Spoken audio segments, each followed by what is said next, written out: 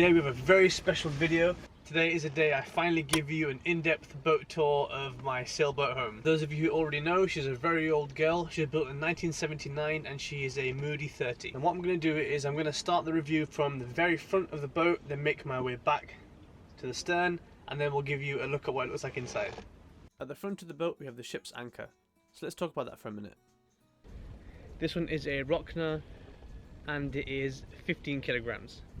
Now the Rockner is attached to some 8mm chain, and I believe I have about 55 meters of chain on board, which goes through this Lumar Profish 1000 windlass.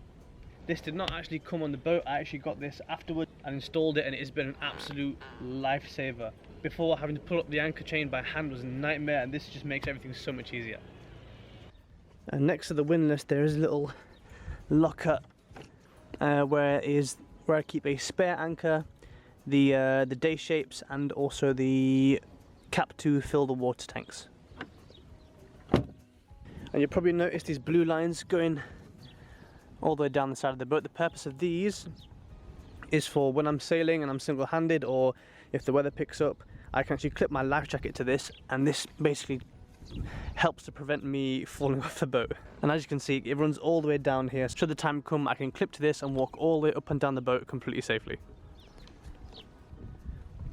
Just coming further back from where the windlass is, just on top of the deck here is where I keep my life raft. That is I actually can't remember how many people it's for. Yeah, it's a 6-person life raft, which is obviously way too big for me, but I got a really good deal on it, and it's a very good quality life raft, and I always make sure that's serviced and up to date. I mean, I plan on never using it, so hopefully it stays there for its entire life. As far as sail setup goes, she's got a pretty simple system. Just a big old Genoa, which is, I believe, 150%, which is absolutely huge. It's like a gigantic bedsheet when it's all the way out. And then we've got the mainsail here, which is actually new. That's less than a year old, and that goes into this little stack pack thing, which makes putting the sail away very easy. And as we make our way further back, we end up in the cockpit. The cockpit is actually a very good size for a boat of this size. Like, as you can see, I have loads of room to move around. It's really comfortable to be here on long passages, and even when I want to have a few people on board, it is more than comfortable. So yes, this boat does have a helm wheel, even though a lot of boats this size do have a tiller, which is really cool. And attached to that is a Raymarine EV100 autopilot system, which is an absolute essential. Since I've put this on, it has been such a nice experience to sail, and that's controlled from that little doohickey down there. So towards the back of the cockpit here, we've got the engine controls for forward and reverse, and then to the left of that we have the engine instrument panel thing with the starter button. And also this little plug here is for a windlass remote. I know a lot of people usually have that plug further towards the front of the boat, but when I'm by myself that's not very convenient, because I'd like to be able to be close to the engine controls. So what I've done is I've got a windlass remote that has a really long cable, so I can actually plug that in and walk like 3/4 of the way down, so I can keep an eye on everything that's going on while still being able to have control over the steering and the engine. So coming off the back of the boat, we've got two 100-watt solar panels, and the way that they're mounted is really good because they were originally dinghy davits, if you look underneath. And then what I did is, it was actually my dad's idea to do this, got these little stainless steel struts to strengthen them, and then just using pole mounts, I've mounted the solar panel on the top of this, and you can move these to face the sun, and they are more than enough to keep everything sustained on this boat. Now on the back of the boat, this is actually my favourite part of the entire boat. It is my swim platform. Now currently I'm in a marina, so that's being used as a place to hold the dinghy, but when I'm anchored, this is a really nice platform to just sit on and chill out. You can also go for a swim, it's easy to get on and off. This is a really nice place to be. And underneath the rather comfortable cockpit cushions, we've got these big old lockers, and these are just full of sailing stuff, ropes, fuel, shackles, lines, buckets, all that extra stuff. She has a twin main sheet system. As you can see, there's two sheets coming off either side going to U-bolts. Now this system is very old, it's quite an old school system, but it works really well and it's simple and it's very, very safe. So what this allows me to do is I can unclip these and I can have full control of the boom at all times. And the best thing is it allows you to do all of this whilst being able to stay at the helm. Like I said, it's such a simple system. It just goes straight from the end of the boom to these U-bolts, and it's got the pulley cam cleat thingy. And yeah, that's it. Pretty straightforward. And finally we have the heart of the beast, which is hiding just behind this here, and that is the engine.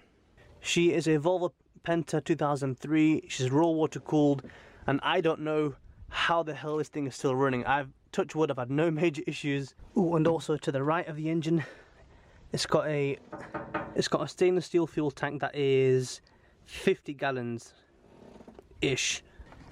She is a sail drive engine, so as you can see the sail drive diaphragm is just on this side here. So she's got no shaft going back, it just goes straight down onto a big sail drive leg. So that's pretty much the outside done.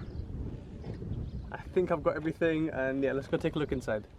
Welcome to the inside of the boat. As you can see, it's not very big, but there's a lot going on here. So once you come down the companionway, immediately to your left hand side you have the little kitchenette area. This is my little worktop space that, if you remember in episode 1, we actually installed this. Underneath here is where I have my stove and my oven. The stove is on a gimbal, so when we're at sea, and it keeps everything on there nice and stable. As for the oven, I'm going to be honest, I very rarely use that. I don't bake, and the only time I've ever used this is to warm things up like bread or to make nachos. And above the sink here on the right side is where I keep all my plates and my bowls. Just above there, that's all like spices and herbs. All of my spoons and cutlery is all in here. Obviously on top is just the most common stuff that I use, like sugar, salt, pepper and chili powder. This is just a bunch of kitchen stuff like wooden spoons and whisks. And this cupboard here is where I keep all of my tea and my coffee. And above here is, for now, that's just where I'm keeping my onions and my garlic. Here is the dump box kind of thing, and in there is currently just dry food like pasta, noodles, all that kind of stuff. And that's quite deep. I can fit a lot of stuff in there when it's fully packed. Left of there we have my little sink, and the sink is very small, so it does make doing washing up a bit of a pain. But over time I've gotten used to it, and it's not too bad. Now underneath the sink, if I just do this door, on top there is basic kitchen stuff like pestle and mortar, my cheese grater and some like sponges and stuff. And underneath there is my cooking stuff like pots and pans and mixing bowls. And just behind everything, see that little tube there, that is my water filter. Oh yeah, and also another thing you may have noticed is this little light that I keep in the kitchen. It's actually a USB charging light that's also a bug zapper, which is pretty cool. And I keep that here because, as you can see, there used to be a light here, but now with my height, if I was standing here and I was trying to cook, my head would constantly bash this light, and it got really annoying, so I ended up ripping it off and just getting rid of it entirely. Also we have my knives, which is on like a little magnet thing, and they work. These work really well. Once they really stick on there, they don't go anywhere. Now underneath the steps we have the battery switcher, also the circuit breaker for the windlass, a couple of gauges, instrument switch, and also behind here is just a little access hatch into the engine bay to get to the filters. And also just have a look inside and see what's going on. Underneath this is my battery bank, and here I have 3 115 amp hour leisure batteries, and they've been more than enough for me this whole time. Coming past the batteries to the starboard side of the boat, this is where all my nav stuff is. So this is actually my chart plotter solution. It's just a basic iPad that I have loaded with Navionics, and it's on like a little swivel mount thing, so I can pull this out and kind of move it around so I can see it from different areas. And if I kind of have this at an angle, I can see it whilst I'm sat outside, which is really good. And also, should this fail, I do have a spare one that's always ready to go, just in case this one bugs out. So yeah, besides that, I have all my switches over here with some USB chargers. I've got an old GPS that if I'm going to be honest, I never use this. But it's really good. It's really good and handy to have, and I've got a spare one of these as well, should I ever need it. My VHF radio, and then my controls for the e-dispatcher diesel heater. And underneath here, I have the solar charge controller and the switchboard for the navigation lights as well. And just to the right of that, I need to. So this actually needs to get mounted. I'm gonna put it over here. You can see I've marked some drill holes, but I've just not got around to installing that yet. That is my battery monitor. On top of this little shelf here to the left, I have it's a Raytheon radar system that's really old, but once again this very rarely gets used, but it's always good to have just in case I ever need it. Underneath this we have just a little box full of all my books and charts and all that kind of stuff. Notebooks and stationery all kind of goes into there, and that's nice and snug. With most boats you'll notice that this area here tends to be like a single sleeping berth, but in my situation I've just used it as what I call my garage or my shed. This is just all long-term storage that doesn't really get used. All essential stuff really, like my yoga mat, my guitar, my lightsaber, you know, just the basics. I'm not gonna lie, I absolutely love this thing. Look how cool that is. Underneath the garage is also quite a decently sized water tank. There's one tank there, and also one tank in the V-berth. They're supposed to be 50 gallons, but I don't think that's the case. They're probably just a little bit less. And they give me enough water for about a week to 2 weeks, depending on how I use it. And this is one of my favourite things in this entire boat. It is my 50-litre Waco fridge. And this works off of 12 volt, and also it can be connected to shore power. And this is really good. It's super big. It's got loads of room in there for storage. And it does not take that much power at all, and this has been an absolute lifesaver. So that's the aft side of the inside of the boat done. Next we've got the saloon area, and I'll give you a look at what's going on around here. The saloon area is definitely where I spend the most time, and I've been able to make really good use of it. As a kitchen, as an office, and even a home cinema. So let's take a closer look. So to the starboard side, we have like an L-shaped seating area here, and this table is pretty big, and this also folds down to kind of give you a double berth, which can be very comfortable, and it's really good for when I've got guests. And to the port side, a nice long sofa, which is really cool, and also all of these sofas, and underneath all of this seating area is all storage, and we'll go through all of that in a second. But inside the sliding doors here, it's pretty basic stuff, like I've just got glasses and some cutlery in there.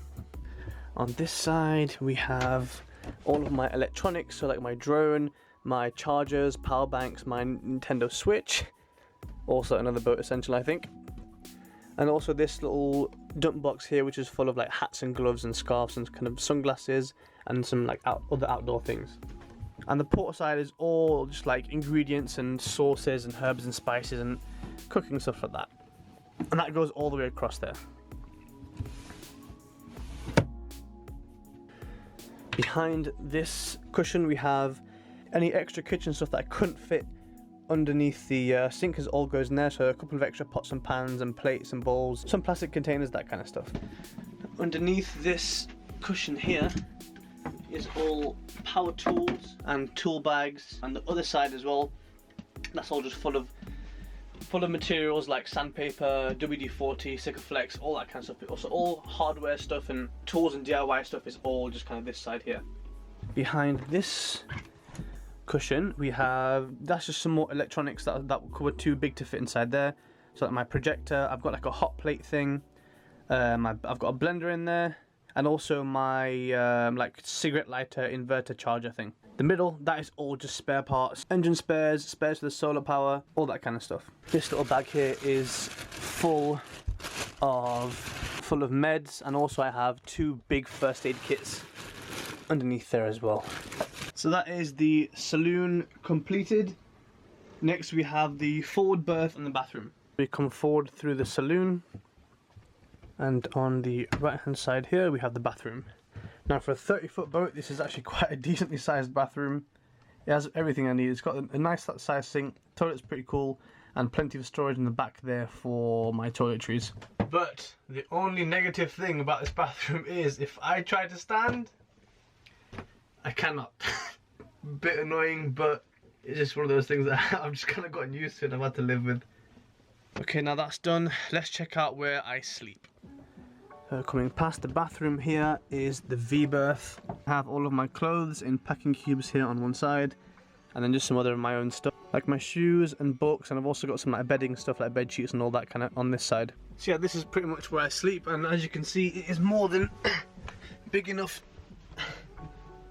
It's more than big enough for me, and it is really comfortable here, especially with the hatch just above me. It's really nice when I'm at anchor to sit here and just watch and look at the sky at night. It is beautiful. And just next to the bed here also is like wardrobe space, but I just use this as storage for my wet weather gear.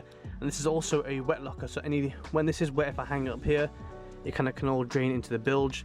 And behind there on the other side is, just behind this door here, there's just like a big storage container, and I use that for my winter clothes. And on top of here is where my laptop lives, and also just some other camera stuff and like my microphone when I'm doing voiceovers, and just quick access, quick grab and go camera stuff.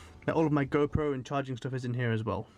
So yeah, that is pretty much a full tour of my 30-foot sailboat home. I've been living on board now for almost a year, and it's been the most amazing experience ever. She's not big and she's not fancy, but she's been more than comfortable to sail me from the UK to the Mediterranean. And if there's anything that I've missed or anything you feel like I should go in a bit more depth with, just drop a comment and I'll be sure to include it in another video.